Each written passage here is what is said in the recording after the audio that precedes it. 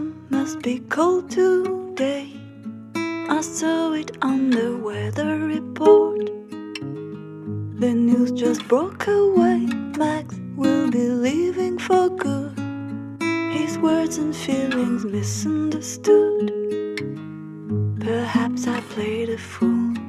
I shall be looking for a new place to stay, apart from most of our friends, far away. Max will be going back to his bad old ways, with booze and wasting himself every day. Pictures of happy times found folded in an old leather book, packed in my suitcase.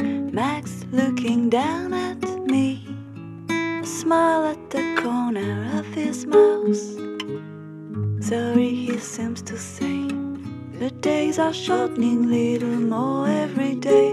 The winter of my first love starts today. Max will forget me just after a few days. I just know it, men are funny that way.